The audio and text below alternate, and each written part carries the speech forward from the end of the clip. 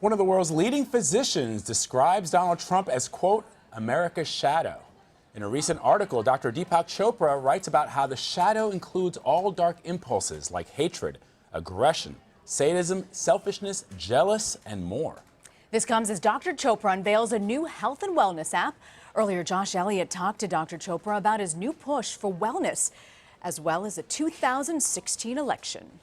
We have to thank Donald Trump for giving permission to the entire American public to expose their shadow. He represents the collective shadow right now. The shadow is that part of ourselves that we're embarrassed by. You know, there's a racist, there's a bigot, there's a hater, there's a prejudiced person in all human beings. You know, we can't accuse just one person of being racist or bigoted or prejudiced or ethnocentric or full of hate.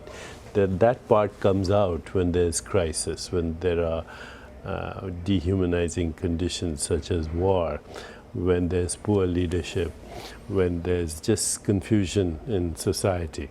So he represents that, and in a way, to become aware of that is to start the healing process. So I think the fact that he has become abusive, he's displayed the abuser in all of us. We have that shadow. And the shadow is primitive.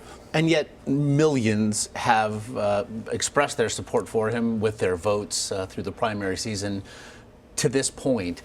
Is it fair then to say that perhaps you do not line up Donald Trump in the crosshairs so much as the electorate that has supported him to this point? He's an exaggerated expression of something primitive in all of us.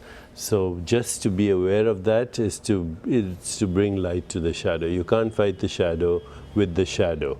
Okay, you can't fight darkness with darkness, but you can shine the light. So he's helping us to shine the light. What are your thoughts then on the presumptive Democratic nominee now, Hillary Clinton?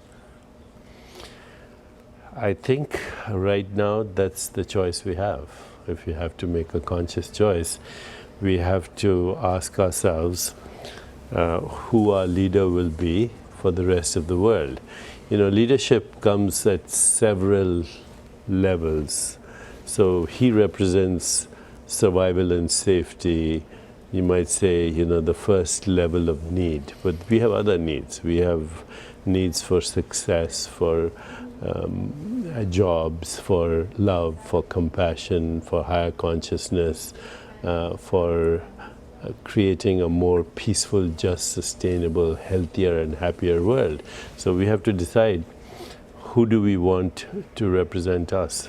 And I know, in fact, you will be penning a follow-up piece to it. It's certainly it's an interesting way of looking at. It's a way of looking at ourselves right now.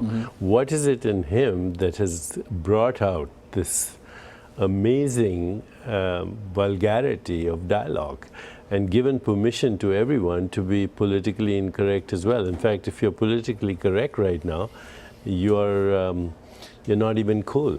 It's not cool to be polite, courteous, deferential, have good manners anymore.